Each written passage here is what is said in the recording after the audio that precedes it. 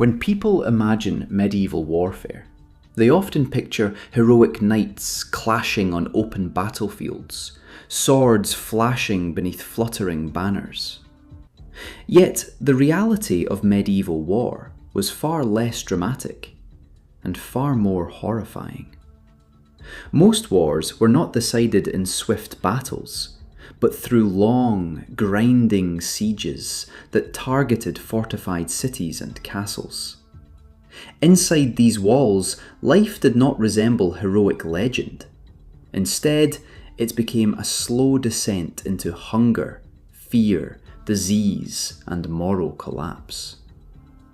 A medieval siege was not merely a military tactic, it was a war against time, civilians, and human endurance itself. A siege usually began with sudden isolation. Once an attacking army arrived, its first goal was to cut the settlement off from the outside world completely. Roads were blocked, bridges destroyed, and nearby villages burned to prevent supplies from reaching the defenders. Messengers were captured or killed. Farmers who lived outside the walls were either slaughtered or forced to flee, leaving crops to rot in the fields. Within days, a once connected city became a sealed prison. The gates closed, and with them, any easy hope of escape. Inside the walls, the early days were tense but controlled. City leaders took stock of their supplies. Grain stores, salted meat, dried legumes, and barrels of water. Rationing began immediately. Bread portions were reduced.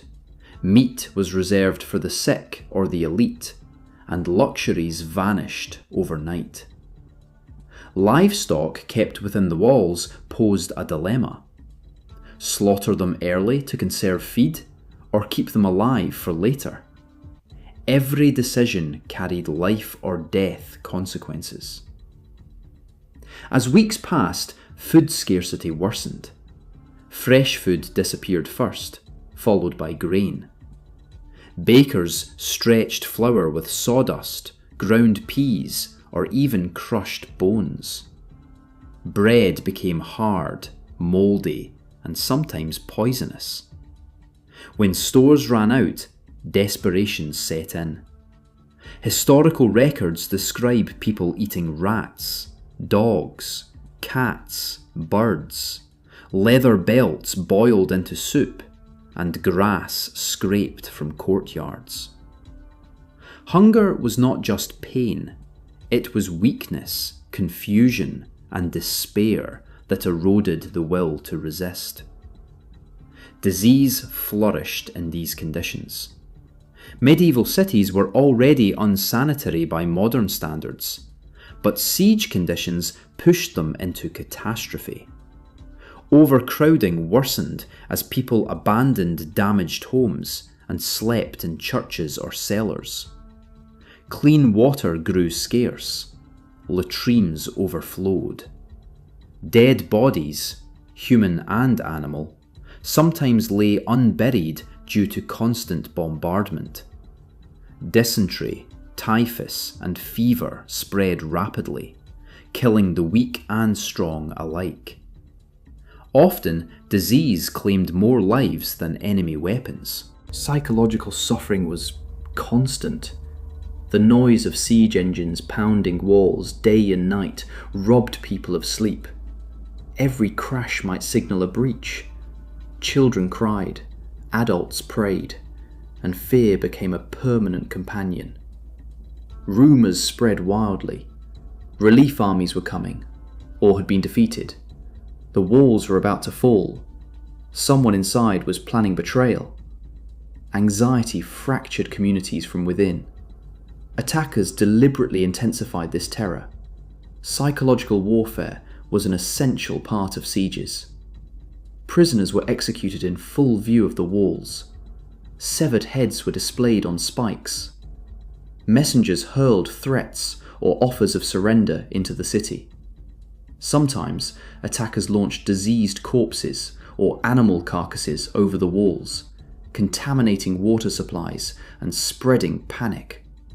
The goal was not just to starve the body, but to break the spirit. Defenders fought back relentlessly. Archers stood watch for hours, firing arrows at anyone who approached. Stones, boiling water, hot oil, and even sand were poured onto attackers scaling ladders. Siege engines hurled massive stones that smashed towers, homes, and churches alike. Civilians were often killed in their own houses, crushed beneath collapsing roofs. There was no safe place inside the walls, only slightly less dangerous ones. Faith played a central role in survival. Many believed the siege was a test from God, or punishment for sin. Religious processions wound through the streets, relics were displayed on walls, and prayers were offered day and night. Some people found strength in belief, while others lost faith as children starved and clergy died alongside commoners. Miracles were expected, but often did not come. As suffering deepened, social order began to fracture. Hoarding became common. Accusations flew. Neighbors suspected one another of hiding food or collaborating with the enemy. Crime increased. In extreme cases, historical accounts mention cannibalism, though such events were rare and deeply taboo. Still, hunger has a way of stripping civilization down to instinct. Leadership was constantly tested. Commanders had to decide whether to hold out or surrender. Surrendering early might save lives, but risk dishonor or punishment from their own rulers. Holding out too long could mean total destruction if the city fell by force. Every day of resistance increased the likelihood of massacre if the attackers eventually broke through. For attackers, siege warfare was also punishing. Soldiers lived in muddy camps for months, exposed to cold, heat, disease, and boredom. Supplies had to be maintained, pay distributed, and morale controlled. Desertion was common. Commanders faced pressure to end sieges quickly, but assaults were costly. A failed assault could kill hundreds in minutes. Patience was often safer than bravery. When an assault finally came, it was chaos. Ladders slammed against walls, siege towers rolled forward, and battering rams thundered against gates. Defenders fought with the desperation of those who knew what defeat meant. Once a breach occurred, fighting spilled into the streets. There was no clear front line. Combat happened in alleys, homes, and churches. Fire spread rapidly, turning cities into infernos. If a city fell after refusing surrender, mercy was rare. Medieval laws of war allowed attackers to loot, kill, and enslave inhabitants. Entire populations could be slaughtered to set an example. Women and children were not spared. Survivors were often sold into slavery or driven out to starve. The destruction was deliberate. Terror was a weapon meant to discourage future resistance. Even surrender did not guarantee safety.